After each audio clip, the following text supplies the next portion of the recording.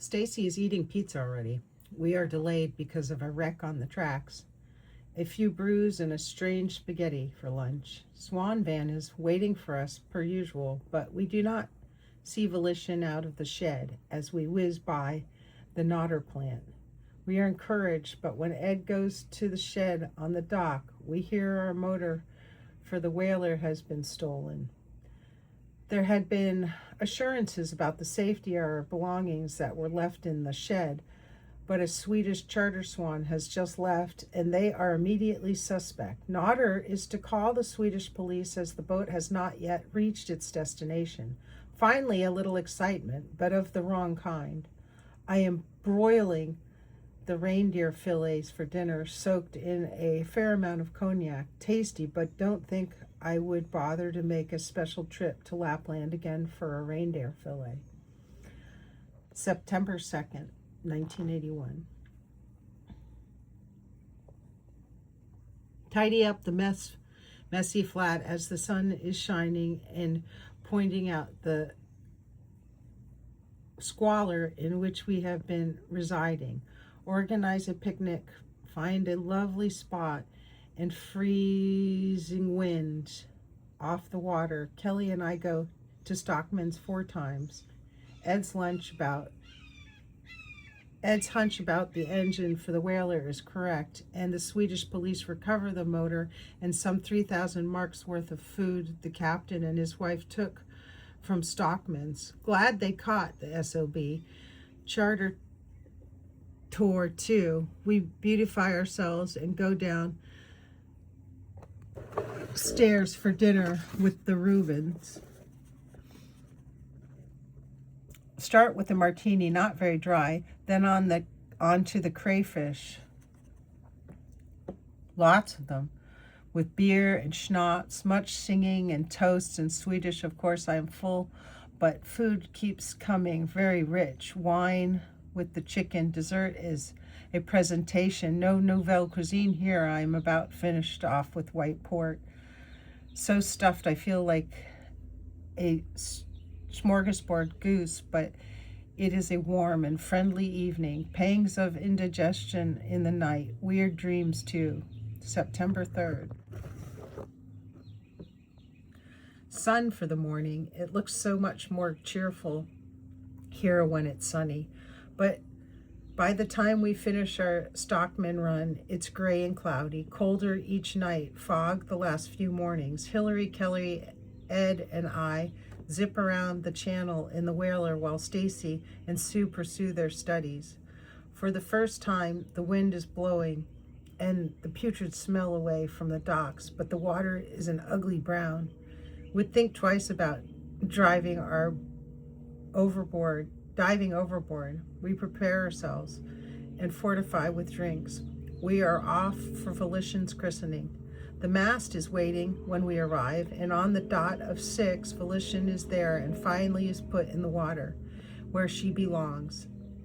An altogether smooth transition from land to water. Stacy breaks her bottle on the second try and Kelly on the first. We are excited, beginning to seem a little like reality, and what a beautiful boat. The name suits her to a T. I am the first one on the deck, whatever that is supposed to signify. Down below looks a little messy, but otherwise seems finished. The cushions are there. The curtains are on the ports. The mast, while being and the boat moves to the Nodder dock. We decide to leave because of the cold and walk to the hotel in town, where we have good dinner and more dancing. Finnish men in public places give me the creeps. No one in this whole GD country ever smiles or laughs, not even when they are doing some frivolous activity like dancing. The Nordic soul maybe wonder why Bergman waited so long to leave. The Rubens are at the christening, sent them a thank you note, and met their nice dog. Miss my old woofer. September 4th. I truly hate to think of Kelly leaving tomorrow. She is such a good sport, and her company will be sorely missed. The Rubens have offered to show us the beautiful beaches on the Gulf, but who wants to go to the beach in this mucky weather? The longest word I have found in Swedish is, I'm not reading that out loud. It's right there. But don't ask me what it means. Pedal to the boat. The rigging is being fitted and she looks super just tied up at the dock. The chart table looks very professional with the installations completed. Hope someone will show me what it all means. Patient Ed. We make a thorough inspection below decks. Find some new things every time we look. Few things to add here and there, but expect to be snug and comfortable below decks. The galley is waiting. Shop at Stockman's only twice a day. Have drinks on the boat and listen to the tape deck. Have slight altercation with Ed, who is acting hyper beyond reason. Can't make any criticisms or suggestions. Gold pane on the stern looks cheap. Has got to go. Kelly's feeling sad to think she's not going to be sailing with us, especially frustrating to realize she has only missed a sail by a day. Come home for a good spaghetti dinner, but Kelly's leaving is making us all gloomy.